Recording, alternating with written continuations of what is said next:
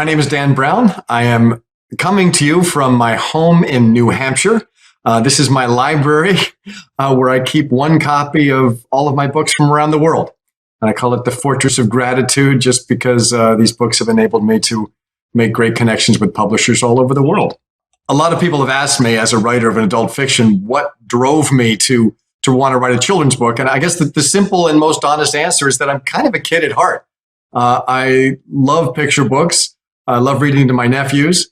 I grew up an enormous fan of Dr. Seuss and Richard Scarry, of that poetry and that artwork. And so I had a great time putting Wild Symphony together, working with just a phenomenal artist, Susan Batory, from Budapest. And the whole thing was such a pleasure to put together. There's a musical element to the book. I grew up, my mother was a professional musician. My dad was a very talented musician, and music was part of my life. And I actually thought I was going to be a professional musician for a while until I started writing books. And so Wild Symphony has been this really fun return to my first love of music. And my hope is that it instills in young people and people who are just young at heart a love of classical music.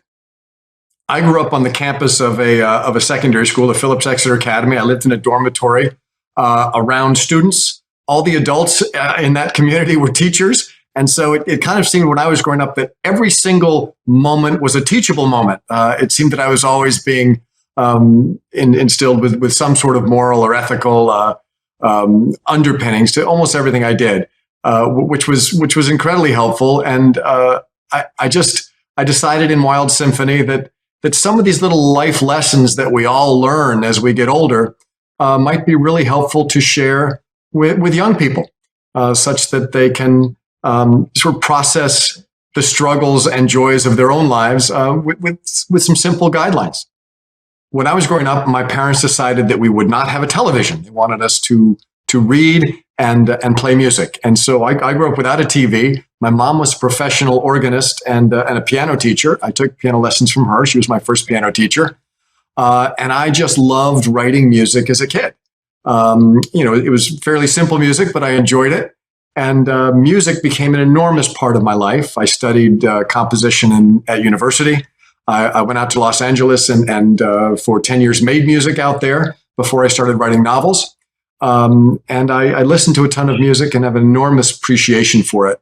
It influenced me a lot as a child. I think for many of us, music is a trusted friend. It's something to comfort us when we don't feel great and to help us be excited when things are terrific.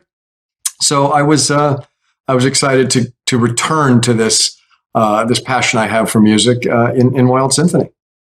I know the theme of this year's book festival is ingenuity or creativity, I guess, is the way that you would say it in the world of books and music.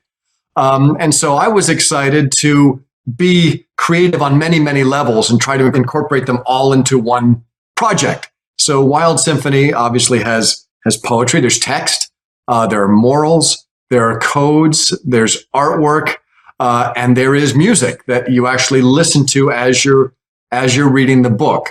Now, each one of the animals in Wild Symphony has its own piece of music that's been composed for it or about it, and they might be busy beetles or bouncing kangaroos. Bouncing kangaroos, a lot of kids who've heard the music absolutely love because it kind of makes you want to dance, and it's a lot of fun. Whereas something like Swan in the Mist is very, very peaceful and might be something you listen to before you go to sleep. I love and have always loved the fusion of words and music, which we all hear every day on the radio. And in a slightly different way, that's what Wild Symphony is, a fusion of poetry and music and artwork. When I write adult thrillers, I always write with one reader in mind, and that's myself. I essentially say, if I find this interesting, I'll hope that others share my taste. And I've been fortunate that a lot of people like me have short attention spans, like to travel the world, like to read about art and all of that. So it was the same process really with Wild Symphony. I'm not writing for a particular age group or a particular kind of person. I was writing the sorts of poems that I would like to read, both as a child and as an adult, a parent or an educator with a young person. And so that really, when you're a creative person, I don't care whether you're a musician or a chef or a painter, all you have to guide you is your own taste. And you have to create the book or the souffle or the painting that you love, and just hope other people share your taste. And that's what I've done in Wild Symphony. And I guess we'll see if anybody shares my taste. But to my taste, the book is a lot of fun. It's uplifting. There are codes and secrets in it, but there are also simple morals and beautiful drawings as well. Wild Symphony had a long evolution. I started this project many, many years ago, and created some of the music just on synthesizers, because I can't play all the instruments in an orchestra, obviously. I would use synthesized instruments to play the music and arrange the music. And it was very, very exciting when we got to the point where we're sitting down with a live orchestra and scoring these pieces of music for live instruments. And so to hear the pieces come alive with a live orchestra was very inspirational. I went back and actually wrote 6 or 7 more pieces and more animals and more poems to fill out the book. So part of the creative process ended up inspiring some of the book, which was a lot of fun. The most rewarding part of the project has been collaborating. When I write adult fiction, it's just me. I'm all alone in the dark in my pajamas trying to get Robert Langdon from one end of Paris to the other. And with this project, I was working with an amazing illustrator, music producers who were incredibly helpful, orchestrators, and 80 or 90 musicians in an orchestra, along with an entire recording crew. So the entire process felt much different, felt more like making movies, which I've also done. I shouldn't say I've done it. I've stood on the sidelines and watched Ron Howard do it.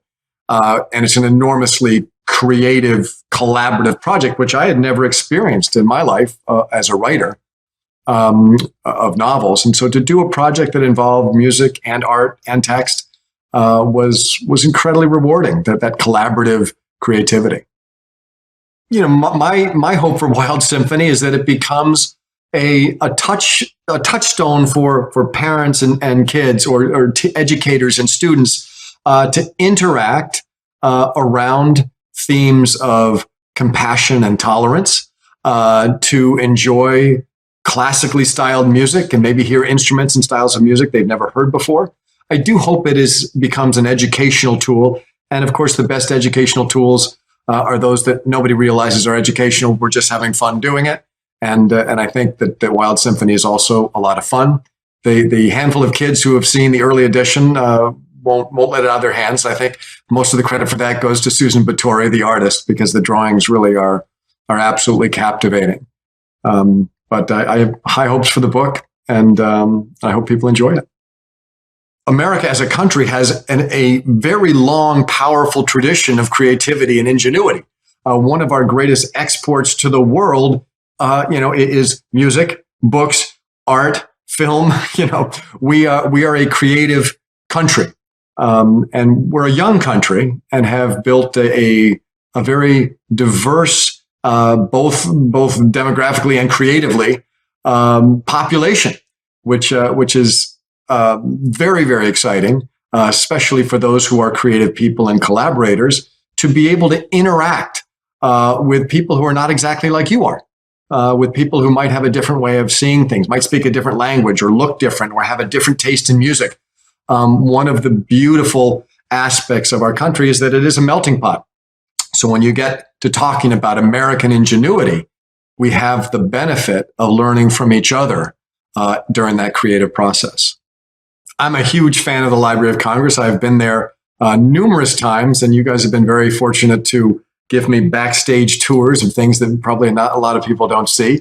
My absolute favorite secret of the Library of Congress, which appeared in my novel, The Lost Symbol, is a conveyor belt that carries books from one building to another underground. And of course, it occurred to me, well, couldn't it carry people too? So I had a lot of fun with that. But I think for anybody who goes to the Library of Congress, the thing they always take away is that sense that we have when we first step into the reading room. It is, as I said in the novel, it is considered the most beautiful room in the world by many writers. And I certainly, when I first saw it, felt the same way. And I was honored to be able to be in there. So thank you for that. And a final hope for Wild Symphony is that it inspires young people to dare to be creative, to dare to draw, to dare to write, to dare to make music. The creative process for me personally and for many people is the single most rewarding aspect of my life. To take something and create it out of nothing. You take a blank piece of paper and you create a world, or you take silence and you create a symphony. You take a blank piece of paper and create a whole world of drawings. So I do hope that there will be young people who read Wild Symphony and not only enjoy it, but think, you know what? I'd like to do something like that. I bet I could write poetry. I bet I could draw. I bet I can make music. So that would be a real bonus if the book inspired people to learn to love the creative process. Just in closing, I wanted to thank the Library of Congress for putting on this amazing festival. It is so important to celebrate books in our culture. We live in a world where we're increasingly tied to technology, and books in all of their forms are a reminder of where we come from and, in a real sense, where we're going. And I just I'm grateful that we're taking the time and you're taking the energy to celebrate books. Thank you.